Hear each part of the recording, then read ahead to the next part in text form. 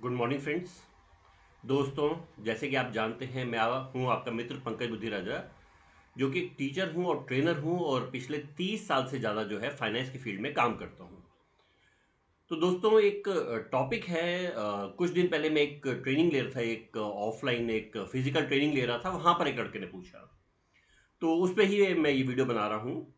तो जनरली जो है मैं लोगों को ये एडवाइस करता हूँ कि अपना ज़्यादा पैसा एफडी या सेविंग जैसे इंस्ट्रूमेंट्स में ना रखें, क्योंकि वहां पर जो है रियल रेट ऑफ रिटर्न या तो बहुत कम होगा या नेगेटिव होगा, विच मीन्स कि इन्फ्लेशन बीटिंग रिटर्न चाहिए। तो इन्फ्लेशन बीटिंग रिटर्न में पहले भी कई वीडियोस में बात कर चुका हूं, जो आता है आपके इन्वेस्टमेंट से।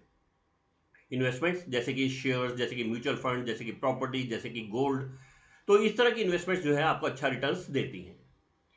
तो मुझसे उस लड़के ने पूछा कि क्या इन्वेस्टमेंट में रिस्क होता है। मैं बिल्कुल होता है। इन्वेस्टमेंट जो है अपने आप में एक रिस्की चीज है।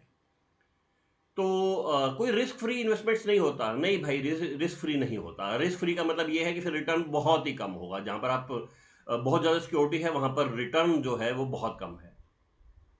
तो अगर आप प्रॉपर्टी में डालते हैं, उसमें भी दिक्कत आने की संभावना रहती है। शेयर्स है, गोल्ड है, म्यूचुअल फंड है, तो इसमें रहता है। तो इन्वेस्टमेंट में जनरली रिस्क होगा ही होगा। तो आपको ये थोड़ा ध्यान रखना है कि मैं जो है मेरी रिस्क टेकिंग कैपेबिलिटी कितनी है, और उसके हिसाब से जो है इन्वेस्टमेंट्स के लिए सोचिए। तो अगर आप चाहते हैं कि आपका पैसा बढ़े, मैंने पहले भी ये डिस्कस किया है कि सेविंग्स में पैसा बचता है, इन्वेस्टमेंट पैसा बढ़ता है। अगर आप ये चाहते हैं कि आपका पैसा बढ़े, तो इन्वेस्टमेंट्स की तरफ जाइए।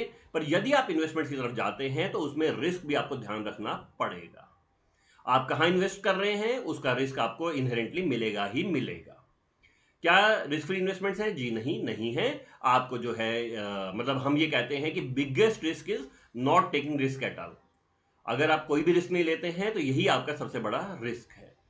तो कृपया करके जो है आप किसी भी जो असेट में, किसी भी संपत्ति में इन्वेस्ट करते हैं, पहले उसके रिस्क रिटर्न को स्टडी कीजिए, उसके बाद ही इन्वेस्ट कीजिए।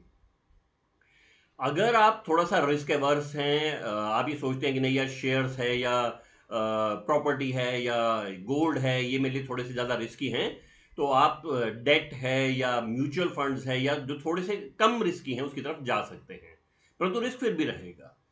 तो जो है ये एक नॉर्मल ह्यूमन टेंडेंसी है, उसे आप दिल से भी समझते हैं। जब भी आप कोई बहुत बड़ी इन्वेस्टमेंट कर रहे हो, मान लीजिए आप 10 लाख, 20 लाख, 50 लाख, 1 करोड़ की ऐसे इन्वेस्टमेंट कर रहे हैं, कहीं ना कहीं आपका दिल जो है थोड़ा सा आपको मतलब हिचकता है, थोड़ा हेजिटेट करता है कि मैं इसमें पैसा डालूं कि नहीं डालूं।